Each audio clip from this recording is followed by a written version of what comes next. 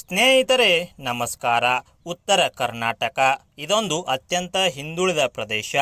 ಆದರೆ ಇಲ್ಲಿ ಸಾಕಷ್ಟು ಟ್ಯಾಲೆಂಟೆಡ್ ಪ್ರತಿಭೆಗಳಿದ್ದರೂ ಸಿನಿಮಾ ರಂಗದಲ್ಲಿ ಅವಕಾಶ ಸಿಗದೆ ವಂಚಿತರಾಗ್ತಾರೆ.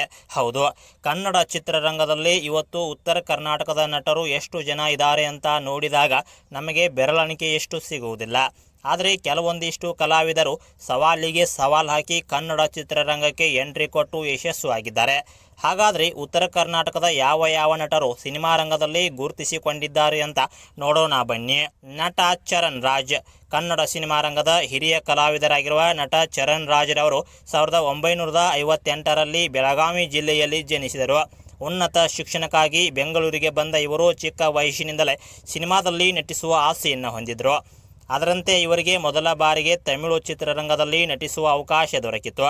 ಇದಾದ ಬಳಿಕ ಚರಣ್ ರಾಜ್ರವರು 1985ರಲ್ಲಿ ತಾಯಿಯ ಹೊಣೆ ಎಂಬ ಕನ್ನಡ ಸಿನಿಮಾ ರಂಗದಲ್ಲಿ ನಟಿಸುವ ಮೂಲಕ ಸ್ಯಾಂಡಲ್ವುಡ್ಗೆ ಪ್ರವೇಶ ಪಡೆದರು. ನಟ ಅಜಯ್ ರಾವ್. ಸ್ಯಾಂಡಲ್ವುಡ್ನಲ್ಲಿ ಸ್ಟಾರ್ ನಟರಾಗಿ ಗುರುತಿಸಿಕೊಂಡಿರುವ ನಟ ಅಜಯ್ ರಾವ್ರವರು 1980ರಲ್ಲಿ ಬಳ್ಳಾರಿ ಜಿಲ್ಲೆಯಿಂದ ವಿಭಜಿತವಾಗಿರುವ ವಿಜಯನಗರ ಜಿಲ್ಲೆಯ ಹೊಸಪೇಟೆ ತಾಲೂಕಿನಲ್ಲಿ ಜನಿಸಿದರು. ಇವರು 2003ರಲ್ಲಿ ಡೈರೆಕ್ಟರ್ ಪ್ರೇಮ್ ನಿರ್ದೇಶನದ ಸೂಪರ್ ಹಿಟ್ ಚಿತ್ರ ಎಕ್ಸ್ಕ್ಯೂಸ್ ಮೀ ಸಿನಿಮಾದಲ್ಲಿ ನಟಿಸುವ ಮೂಲಕ ಸ್ಯಾಂಡಲ್ವುಡ್ಗೆ ಪರಿಚಿತರಾದರು.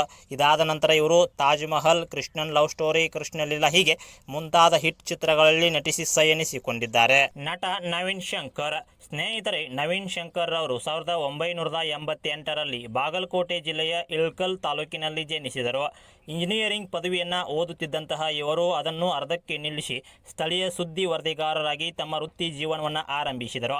ಇದಾದ ಬಳಿಕ 2018ರಲ್ಲಿ ಗುಲ್ಟು ಸಿನಿಮಾದಲ್ಲಿ ನಾಯಕ ನಟನಾಗಿ ಎಂಟ್ರಿ ಕೊಟ್ಟು ಕನ್ನಡ ಚಿತ್ರರಂಗಕ್ಕೆ ಪಾದಾರ್ಪಣೆ ಮಾಡಿದರು. ನಟಿ ಮೇಘನಾ ಗಾಂವ್ಕರ್. ಸ್ನೇಹಿತರೆ, ನಟಿ ಮೇಘನಾ ಗಾಂವ್ಕರ್ ಅವರು 1987ರಲ್ಲಿ ಕಲಬುರಗಿ ಜಿಲ್ಲೆಯಲ್ಲಿ ಜನಿಸಿದರು. ಬಿಕಾಂ ಪದವಿಯನ್ನು ಓದಿರುವ ಇವರು 2010ರಲ್ಲಿ ಜನಪ್ರಿಯ ಕಾರ್ಯಕ್ರಮಗಳಲ್ಲಿ ದೂರದರ್ಶನ ನಿರೂಪಕಿಯಾಗಿ ವೃತ್ತಿ ಜೀವನವನ್ನು ಆರಂಭಿಸಿದರು. ಇದಾದ ನಂತರ 2010ರಲ್ಲಿ ರಕ್ಷಿತ್ ಶೆಟ್ಟಿ ಮತ್ತು ಅನೀಶ್ ನಟನೆಯ ನಮ್ ಏರಿಯಾಲ್ ಒಂದಿನ ಚಿತ್ರದಲ್ಲಿ ನಟಿಸುವ ಮೂಲಕ ದೊಡ್ಡ ಪರದೆಯಲ್ಲಿ ಕಾಣಿಸಿಕೊಂಡರು. ಇದಾದ ಬಳಿಕ ಚಾರ್ಮಿನಾರ್, ಸಿಂಪಲ್ ಆಗಿ ಇನ್ನೊಂದು ಲವ್ ಸ್ಟೋರಿ ಎಂಬ ಹಿಟ್ ಚಿತ್ರಗಳಲ್ಲಿ ನಟಿಸಿದರು. ನಟಿ ಜಯಂತಿ. ಕನ್ನಡ ಚಿತ್ರರಂಗದ ಅಭಿನಯ ಶಾರದೆ ಎಂದೇ ಖ್ಯಾತರಾಗಿರುವ ದಕ್ಷಿಣ ಭಾರತದ ಮೇರು ನಟಿ ಜಯಂತಿಯವರು 1945ರಲ್ಲಿ ಬಳ್ಳಾರಿ ಜಿಲ್ಲೆಯಲ್ಲಿ ಜನಿಸಿದರು. ಇವರು 1960ರಿಂದ 2020ರವರೆಗೆ ತಮಿಳು, ತೆಲುಗು, ಹಿಂದಿ, ಮರಾಠಿ, ಮಲಯಾಳಂ ಮತ್ತು ಕನ್ನಡ ಭಾಷೆ ಸೇರಿದಂತೆ 500ಕ್ಕಿಂತ ಹೆಚ್ಚು ಸಿನಿಮಾಗಳಲ್ಲಿ ನಟಿಸಿ ದಾಖಲೆ ಮಾಡಿದ್ದಾರೆ. ನಟ ವೈಜನಾಥ್ ಬಿರಾದಾರ್. ಸ್ಯಾಂಡಲ್ವುಡ್ನಲ್ಲಿ ಲೆಜೆಂಡರಿ ನಟರಾಗಿ ಗುರುತಿಸಿಕೊಂಡಿರುವ ಹಿರಿಯ ಕಲಾವಿದ ವೈಜನಾಥ್ ಬಿರಾದಾರ್ ಅವರು 1952ರಲ್ಲಿ ಬೀದರ್ ಜಿಲ್ಲೆಯಲ್ಲಿ ಜನಿಸಿದರು. ಇವರು 500ಕ್ಕಿಂತ ಹೆಚ್ಚು ಸಿನಿಮಾಗಳಲ್ಲಿ ನಟಿಸಿ ದಾಖಲೆ ಮಾಡಿದ್ದಾರೆ. ಬಿ.ಸಿ. ಪಾಟೀಲ್. ಸದ್ಯ ರಾಜಕಾರಣದಲ್ಲಿ ಸಕ್ರಿಯರಾಗಿರುವ ಬಿ.ಸಿ. ಪಾಟೀಲ್ ರವರು 1956ರಲ್ಲಿ ಹಾವೇರಿ ಜಿಲ್ಲೆಯಲ್ಲಿ ಜನಿಸಿದರು. BA ಪದವಿಯನ್ನು ಓದಿರುವ ಇವರು ಆರಂಭದಲ್ಲಿ ಪೊಲೀಸ್ ಇಲಾಖೆಯಲ್ಲಿ ನೌಕರಸ್ಥರಾಗಿದ್ದರು. ಆದರೆ ಆ ಸ್ಥಾನಕ್ಕೆ ರಾಜೀನಾಮೆ ಕೊಟ್ಟು ಸಿನಿಮಾ ಇಂಡಸ್ಟ್ರಿಗೆ ಪಾದಾರ್ಪಣೆ ಮಾಡಿದರು. ಇವರು ನಟಿಸಿದ ಮೊದಲ ಚಿತ್ರ ವಿಷ್ಣುವರ್ಧನ್ ರವರ ನಿಷ್ಕರ್ಷ ಎಂಬ ಚಿತ್ರ.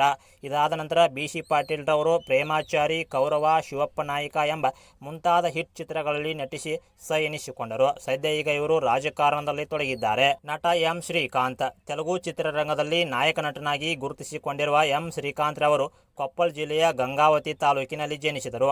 ಇವರು ಒಬ್ಬ ಕನ್ನಡಿಗನಾಗಿ ತೆಲುಗು ಇಂಡಸ್ಟ್ರಿಯಲ್ಲಿ ಮಿಂಚುತ್ತಿರುವುದು ಒಂದು ಹೆಮ್ಮೆಯ ವಿಷಯ. ಎಸ್ ರಾಜಮೌಳಿ. ಬಾಹುಬಲಿ ಸಿನಿಮಾವನ್ನು ನಿರ್ದೇಶಿಸಿ ವಿಶ್ವದಾದ್ಯಂತ ಹೆಸರು ಮಾಡಿರುವ ಎಸ್ ರಾಜಮೌಳಿಯವರು 1973ರಲ್ಲಿ ರಾಯಚೂರು ಜಿಲ್ಲೆಯಲ್ಲಿ ಜನಿಸಿದರು.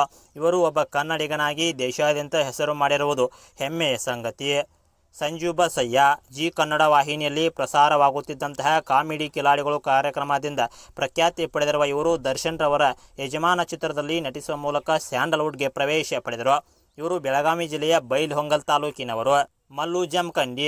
ಸೋಷಿಯಲ್ ಮೀಡಿಯಾದಲ್ಲಿ ಮೋಸ್ಟ್ ಫೇಮಸ್ ವ್ಯಕ್ತಿಯಾಗಿ ಗುರುತಿಸಿಕೊಂಡಿರುವ ಸ್ಟಾರ್ ಯೂಟ್ಯೂಬರ್ ಮಲ್ಲು ಜಮಖಂಡಿಯವರು ನನ್ನಾಕಿ ಮತ್ತು ವಿದ್ಯಾ ಗಣೇಶ ಚಿತ್ರದಲ್ಲಿ ನಾಯಕ ನಟನಾಗಿ ಗುರುತಿಸಿಕೊಳ್ಳುವ ಮೂಲಕ ಸ್ಯಾಂಡಲ್ವುಡ್ಗೆ ಪ್ರವೇಶ ಪಡೆದರು. ಇವರು ಬೆಳಗಾವಿ ಜಿಲ್ಲೆಯ ಅಥಣಿ ತಾಲೂಕಿನವರು. ಸದ್ಯ ಈಗ ಇವರು ಜಮಖಂಡಿಯಲ್ಲಿ ವಾಸವಾಗಿದ್ದಾರೆ.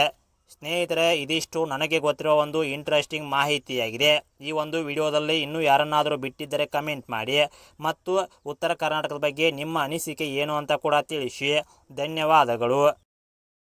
ಸ್ನೇಹಿತರೆ, ಈ ವಿಡಿಯೋದಲ್ಲಿ ಹೇಳಿರುವ ವಿಷಯ ನಿಮಗೆ ತೃಪ್ತಿ ನೀಡಿದ್ದರೆ ಮತ್ತು ಇಷ್ಟವಾಗಿದ್ದರೆ ದಯವಿಟ್ಟು ನಮ್ಮ ಗ್ರೇಟ್ ಕನ್ನಡ ಚಾನಲನ್ನು ಸಬ್ಸ್ಕ್ರೈಬ್ ಮಾಡೋದರ ಜೊತೆಗೆ ಒಂದು ಲೈಕ್ ಅಂಡ್ ಶೇರ್ ಮಾಡಿ ನಿಮ್ಮ ಬೆಂಬಲ ನೀಡಿ. ಇನ್ನು ಇಂತಹ ಸಾಕಷ್ಟು ವಿಷಯಗಳನ್ನ ಹೆಕ್ಕಿ ತಂದು ನಿಮ್ಮ ಮುಂದೆ ಇಡುವ ಪ್ರಯತ್ನ ಮಾಡ್ತೀವಿ. ಜೈ ಹಿಂದ್, ಜೈ ಕರ್ನಾಟಕ.